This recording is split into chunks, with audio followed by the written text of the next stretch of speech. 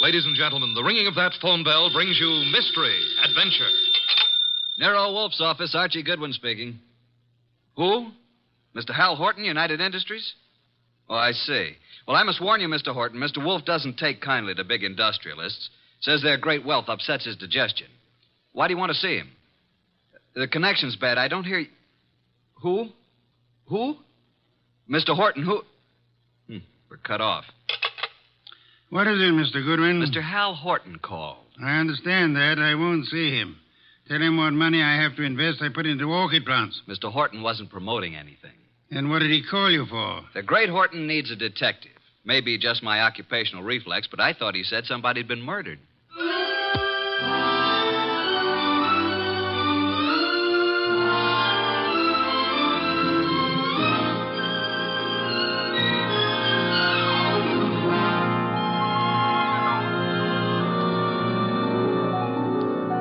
Ladies and gentlemen, it's that genius who is the bulkiest, balkiest, most ponderous, and most brilliant detective in the world. Yes, none other than that chair-borne mass of unpredictable intellect, Nero Wolfe, created by Rex Stout and brought to you in a new series of adventures over this NBC network in the person of Mr. Sydney Greenstreet.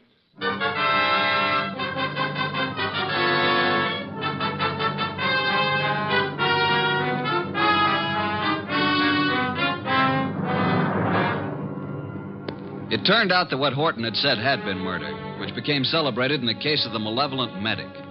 But its solution wasn't a simple matter of following up his accusation. It had false clues mixed all through it like raisins in a pudding. The man we came to know as the malevolent medic was young Dr. Benjamin Sloan. The case began on the sunny afternoon when Grace Banks, his nurse, came into his private office. Waiting room's finally empty, I take it? Well, there's one more patient, darling. I'm sorry, doctor. Mrs. Horton's here for another of the thiamine chloride shots you ordered for. I said you could give her those, Grace. She doesn't have to wait to see me. Oh, she's hung up her mink coat, parked her orchid and her alligator bag, and filled up all the ashtrays with lipsticked cigarette stubs. Mrs. Horton prefers to wait for you.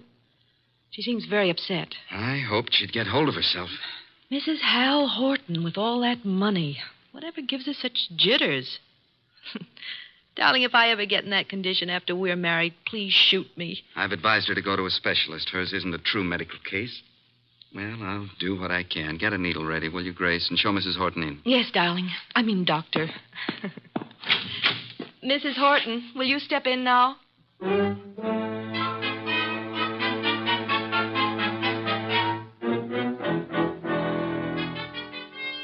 Been in that waiting room for hours. Ben, I wrote you every day this week. Why didn't you answer me? You say your health hasn't improved, Leslie. I'm worse. Much worse. Still chain smoking, drinking, and the sleeping pills? I have to take something. I can't walk the floor all night, can I? Thinking. Why are you so unhappy, Leslie? You have what you always said you wanted. Money, clothes, excitement. You have the right to say that. But don't. Please don't. I'm only pointing out facts you should face. I told you from the beginning you need a nerve specialist. I need you.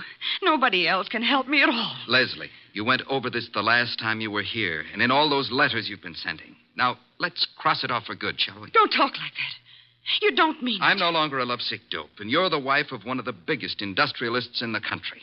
Yes, Hal Horton. I despise him. He thinks his money makes him God. He thinks he can buy anything that he bought me. He made me think I was getting the world with a fence around it. Everything I want is on the other side of that fence. You don't know what you do want. I want us the way we used to be, happy in love together. Leslie, please be quiet. Why? Miss Banks is in the laboratory. She can hear you. What of it? I'm not ashamed. I'll tell her. I'll tell everybody. Imagine Hal's face when he finds out I'm leaving him, but I'm coming back to you. He already knows about you. I told him you were in love with me, that you're jealous. He doesn't like it. Leslie, you're raving. Now stop it. You always said I was the most attractive woman in the world. You made your choice. Now get this into your head. I'm really in love now. In a few weeks, I'm going to be married. Now, I'll get your medicine. So it's really true. You are going to be married. Yes. I'd heard it, but I didn't believe it. Going to marry a nurse. All my friends have known and been laughing at me. Please, now that's enough. I made a plan, a wonderful, beautiful plan about us. Ben, you love me. Ben, say you love me. Mrs. Horton, that is all over. You don't love me. No longer. You're here as my patient, and that's all. After this treatment, I must ask you to get another doctor. A wonderful, beautiful plan for us. And now she threatens to step in and spoil it. Well, maybe I'll spoil a few plans. How would you like that? Threats will accomplish nothing. I can ruin things for you, Ben. All those fancy ideas of yours about having a fine practice, being a great doctor. Do you want to give those up? I can arrange it so that maybe there won't be any wonderful future for you.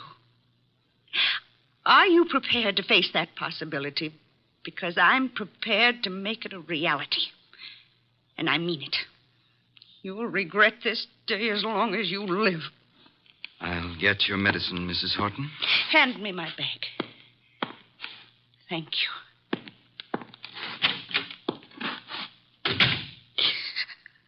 Oh, I hate you, Ben. I hate you both.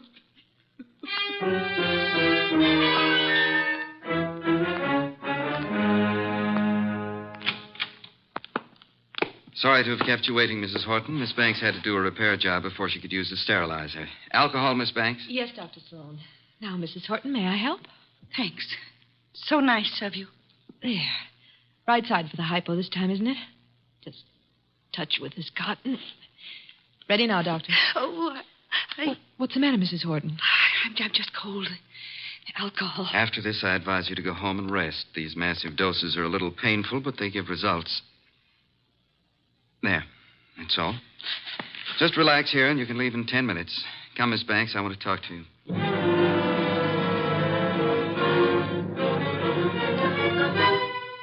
Doctor! I feel sick. I feel very sick. You might as well stop acting. I can't get up. My feet. Ben, look at her. Something's happened. Hysteria. No, her face. Oh, Ben, she's falling. Mrs. Horton, hold on to me. I've got you. Hold her up. Leslie, what is it? Pain. Terrible pain. Where? What from? Sick everywhere. Pain, everything's pain. Pain in my head, pain in my feet. My feet. My feet.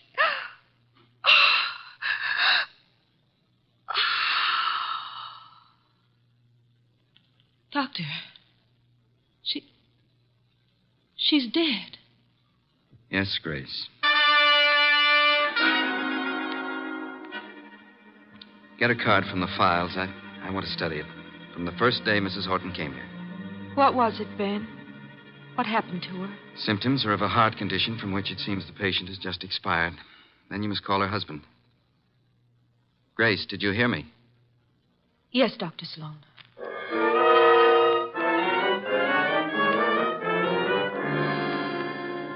While I discourage your visit here, Mr. Horton, I do have a sort of curiosity about the operation of so-called big business. Maybe offer you a glass of beer and hear an explanation of the rise and fall of this morning's stock market. You don't think I've come here socially?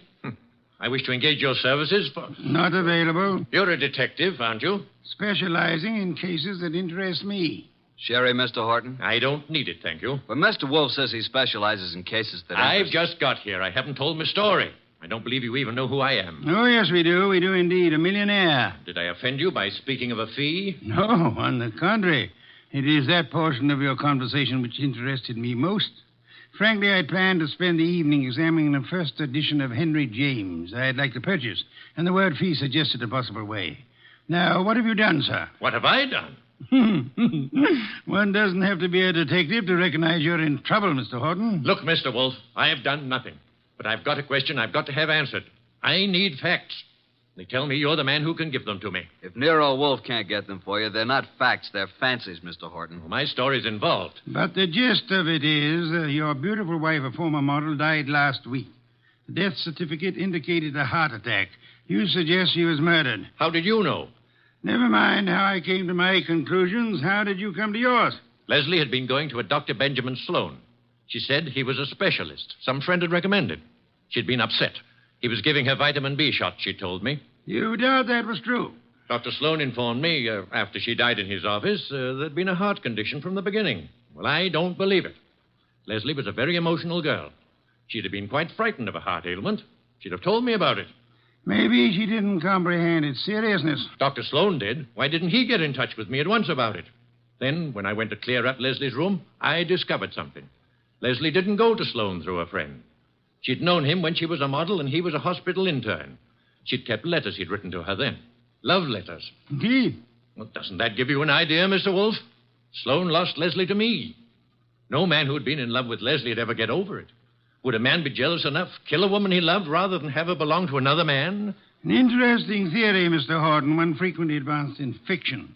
Shall we investigate and see how it works out in fact? You'll take the case, then. The intricacies of the feminine nature are challenging if you do not have to come in contact with the creatures. The practical research in such matters I leave to Mr. Goodwin here. It is a field in which he specializes. But it's you I want. Our method of operation is not under your control, Mr. Horton. If you'll be so kind, Archie, get a first-hand report of Dr. Benjamin Sloan and the women in his life.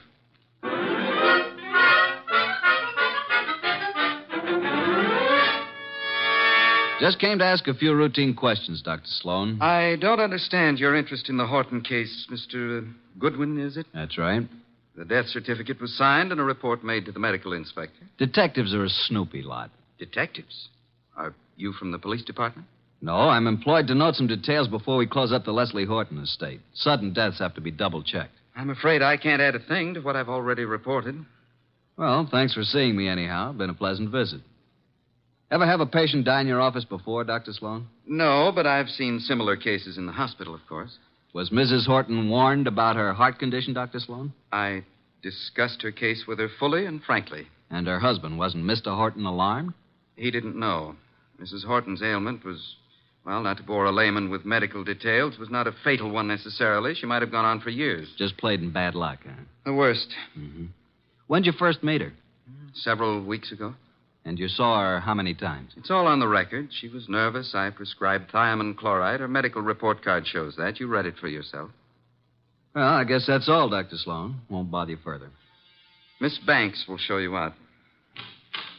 Yes, Dr. Sloan? Sort of a modern Aladdin arrangement, isn't it? Wish I could press a buzzer and have a beautiful girl like you up here. Mr. Goodwin is leaving. Oh, this way, Mr. Goodwin. You can use the side door. The waiting room's full of patients.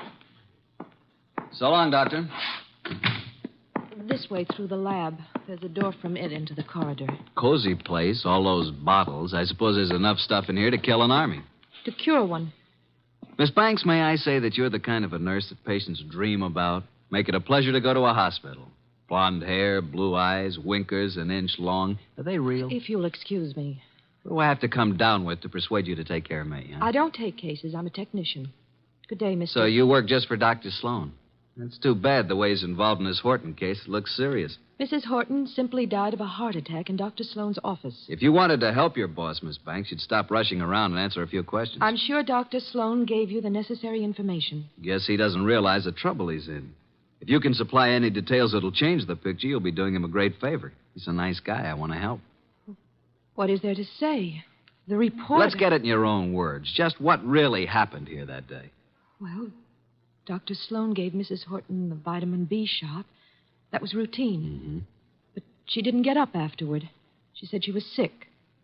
And then she fell and I caught her. And Dr. Sloan administered emergency treatment. What did that consist of, Miss Banks? All that is in the office record. What would bring on such an attack? It could have been several things. Could it have been something she ate? Acute indigestion affects the heart. Maybe Mrs. Horton would be here now if the doctor thought to use a stomach pump. He did use one. He did everything there was time to do. She certainly went in a hurry. Suffer a lot? She said she was in pain. Where? Her stomach? No, not her stomach. Where then? She seemed to be in pain all over. Reflex, maybe? When it was over, what did you do, Miss Banks?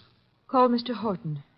Must have been a blow to the great man. I understand she was younger than he is and quite a sultry gal. I've talked to you professionally because you said it was necessary to help Dr. Sloan. Is that all, Mr. Goodwin? I guess it is for now. Unless you'll have dinner with me. Thank you, no. I'm handsome, hardworking, and harmless. I'll bring you references from my employer. What do you say? The express elevator's the one on the right. Must be there's another man. Wouldn't be the doctor, would it? Well, you'll fit better in a Pullman kitchen than here among the test tubes at that. My reluctant congratulations.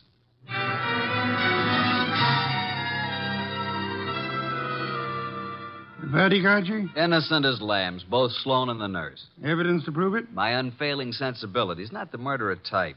Nice couple, doctor and the nurse. I suspect they're engaged. She's so much in love with him, I could have been you, and she wouldn't have known the difference. Very flattering. Records? The usual medical record, Mrs. Horton's first visits, symptoms, subsequent visits. Here are the notes on it. Vitamin B shots. No chance they brought this on, huh? Dr. Sloan says absolutely not. I checked that with other doctors. But Mrs. Horton did go into this right after the hypo. Nurse's story jives with Sloan's? A little more detailed. She says he did everything. He even used a stomach pump. The woman was in pain? What's this? Head to feet? My way of saying pain all over. What other papers did you examine? Only the medical record. Get back to Sloan's office late tonight and examine all the papers in his desk. Can't you trust me? I tell you, there's no reason even to suspect these two. When you have one of your adolescent infatuations on, blood dripping from a dagger in a girl's hand would look to you like crushed rose petals. With this Grace Banks out of the way, maybe you can recognize evidence. Sounds like a long, bleak evening. Hand me that medical book, and then be on your way. I want to think.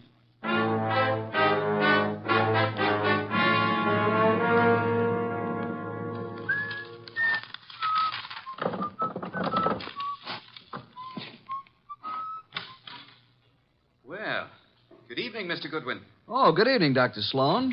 This is a surprise to us both. I didn't anticipate that you'd be keeping office hours after midnight. What are you doing in my office at 2 o'clock in the morning, Mr. Goodwin? Reading your mail and having a ghoulish time surrounded by all these shiny instruments of yours. You've been rifling my desk. I wouldn't do that if I were you. I've put things back very neatly, even the letters from this little secret compartment, which isn't secret at all to anybody who knows about desks. I've kept only Give one. me that Easy. It's the my darling mine first shan't ever give you up one way or another one. You remember it? I'll bet that nice little nurse you're engaged to never wrote that, did she? What do you intend to do with it? Mark it Exhibit A in the Horton murder case. Maybe you'd like to come with me and explain it to Nero Wolfe. Very moving, very flattering, very interesting if you like women, but also very incriminating, Dr. Sloan. What does it prove? A silly woman with a nervous breakdown imagined she was infatuated with me. A woman who is now dead, you must remember, under, shall we say, unusual circumstances. You signed a death certificate which stated Mrs. Horton died of a heart attack. As you signed it, Dr. Sloan, did you remember she had threatened you and heave a sigh of relief that fate had done you such a good turn? I didn't bear Leslie any ill will. I was sorry for her. You felt adequate to the situation. You called no other doctor, though there are several in your building. My first thought, of course, was that it was some extraordinary allergic reaction to the vitamin dose. It was not until an hour or two after she was dead you decided she expired from a heart attack. Yes. How did you explain the pain?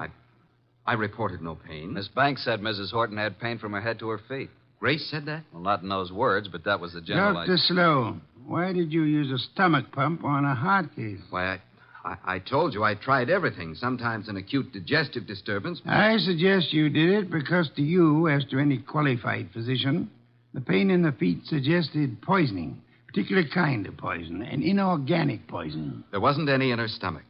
You maintain that? Archie, get the medical examiner on the phone. Tell him the body of Miss Hal Horton must be examined for any evidence of poisoning. I know you think Mrs. Horton was murdered, but it's impossible. There'd been no one near her. Miss Banks. Miss Banks couldn't have done it. She was working with me constantly. That's what I thought you'd say, Dr. Sloan.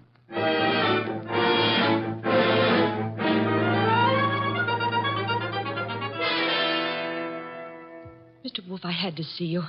This is the most dreadful thing I've ever heard of. Trying to accuse Dr. Sloan of murdering a patient. It appears he had a reason to want Mrs. Horton dead, Miss Banks. She was that thing the poets write about, a woman scorned. She had sent him this hysterical letter threatening scandal if he rejected her. He couldn't control her. She kept coming back to his office making scenes. He gave her nothing but thiamine chloride. I know. I fixed the shop myself. Don't start covering for her. I'm not. I tell you, I filled the needle. And I didn't put anything but thiamine chloride in it. You haven't any reason to think anybody did, except for that letter you stole. If it wasn't for that letter, give it to me. Give it to me. Stop it, Archie, quick. Now, drop it, baby. Come away from that fireplace. Why, you little tiger kitten. Didn't think you had it in you. Come on, let go of it. Let go. Give it to Papa. Now, look what you did. You almost got Nero Wolfe out of his chair. Destroying evidence is a serious offense, young woman. She kept coming to the office, writing and pestering him. I heard her from the laboratory. You read her letters, too, didn't you? You knew if something didn't stop her, Dr. Benjamin Sloan was a ruined man. But he didn't kill her. I know he didn't. I don't believe he did. You don't? Well, then who? You've just provided an excellent motive for having done it yourself, Miss Banks.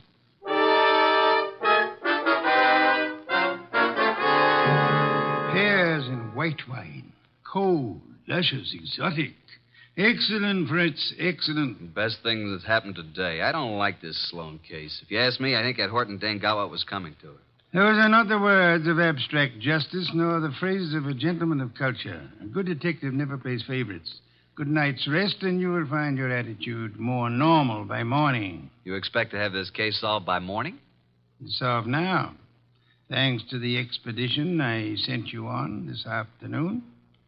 The arrests can wait. No one will escape. I feel like a murderer myself. If I hadn't wormed it out of Grace about the Horton woman complaining of pain, and if you hadn't jumped at the word feet... That, Archie, my dear fellow, is the purpose for which you exist, to discover pertinent facts. Have we quite finished? Coffee in the study, then. Here's the door. I'll go.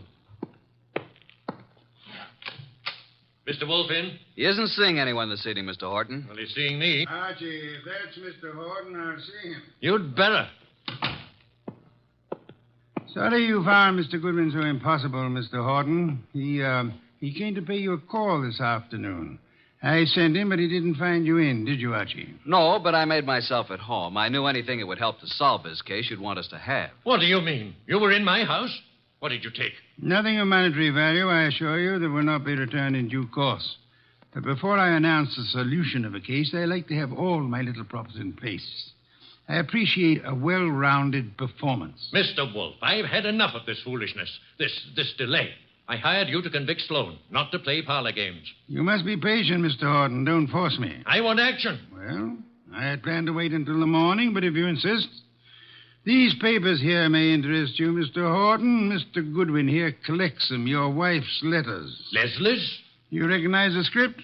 These are addressed to Dr. Sloan. Do they prove anything against him? The lady's correspondence should be kept private. This other letter, however, was sent to you. To me? Leslie's? What? Give it to me. Easy, Horton, easy. Don't grab. Oh, but that letter's mine. You stole it from my desk. There is a point in a case, Mr. Horton, where letters cease to be personal property and become evidence. What evidence can that letter provide? It seems you had reason for wanting to kill your wife, Mr. Horton. A man can get annoyed by a note saying his wife never loved him, that all his money isn't enough, and that she's going to another man. You accusing me of murder? It could have been the perfect crime. Poison in one of those pills she was forever taking, or on the tip of the cigarette she chain-smoked, in a doctor's office to die in. If you hadn't been fool enough to try to pin it on Sloan, you might have gotten away with it. If I had known while she was alive what Leslie was, I might have done anything. But that letter you stole from me was one she left under my pillow. I didn't find it until after she was dead. I didn't kill her. Sloan did. You hired me to prove that, Mr. Horton. Suppose you let me go about my business? Nero Wolfe's office. Yeah? Oh, you did? Good boy. We'll expect you. I'll tell Mr. Wolfe at once. Medical examiner's officer. Just as you thought, they found poison in the body. Listen to me. Inspector Kramer's picking up Dr. Sloan and Grace. They'll be here any minute. Kramer's set to make an arrest. I told you. The police know it's Sloan. Put the letters in Mrs. Horton's bag on my desk, Archie. Leslie's alligator bag? You stole that from my house this afternoon, too. Those things are mine. Inspector Kramer will want to take them with him. Well, do you think I wanted made public what Leslie did to me? Kramer can't have them. Maybe the inspector will want to take you, too, Mr. Horton. Let them in, Archie. Come in, Inspector Kramer. Oh. Dr. Sloan, Miss Banks. Wolf asked me to bring them here first before I locked anybody up. Mrs. Horton was murdered, all right. I'm sending a man for Horton, too. You won't have to. Mr. Horton's waiting here to join the party. Come into Mr. Wolfe's office. Good evening, Inspector. Good evening, Wolf. Will you all please range yourselves around the room as I indicate? Miss Banks here. Dr. Sloan, Mr. Horton. Archie, you stand between the two men, if you please. Mr. Wolfe, this is a dreadful mistake. I swear the doctor didn't... Stop thinking about the doctor. What about you? If you're accusing Miss Banks, I might as well tell Hold you it, now. Dr. Sloan. From here on, anything you say will be held against you. That's what I want. Let Grace go home and For heaven's sake, why don't you arrest the man? Isn't it obvious he's guilty? You and your trumped-up charges against me. I'll do the talking now, Mr. Horton. Mrs. Horton died from a certain inorganic poisoning. Poison administered in your office, Dr. Sloan, with a hypo syringe. Let's get it over with. I gave her the hypo. But I filled the needle. There you are. They're both guilty. Which would solve the case if they weren't lying. Miss Banks believes Dr. Sloan killed Leslie for her sake. Dr. Sloan thinks Miss Banks put poison in the hypo to save him from professional ruin. They're trying to protect each other.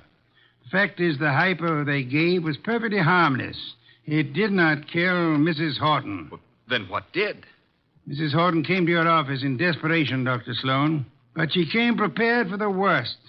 You see this handbag? Can any of you identify it? Yes. It's hers. Is it, Mr. Horton? It's Leslie's. The bag she carried to the office the day she died. Open it, Archie. You will see it contains her change purse, billfold, cigarette case, matches, her handkerchief, nothing more. That is, not unless you look closely. Then you will observe this lining has a double fold. A secret compartment. Exactly. We open it this way, and there we find it. A hypodermic needle with which the unhappy woman committed suicide. Miss Banks, Dr. Sloan, you can stop protecting one another. Mr. Horton, the world need never know you were a betrayed husband. Mrs. Horton killed herself while in a confused state following a mental breakdown. The case of the malevolent medic is closed.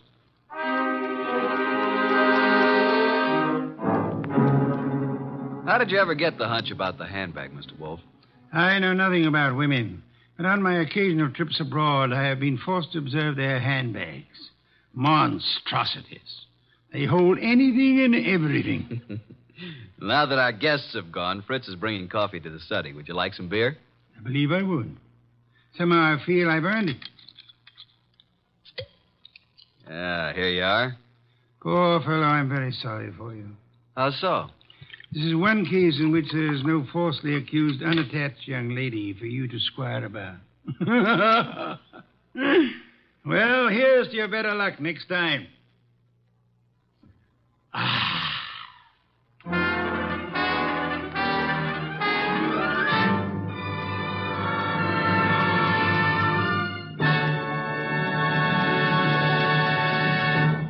You have been listening to The New Adventures of Nero Wolfe, starring Sydney Greenstreet.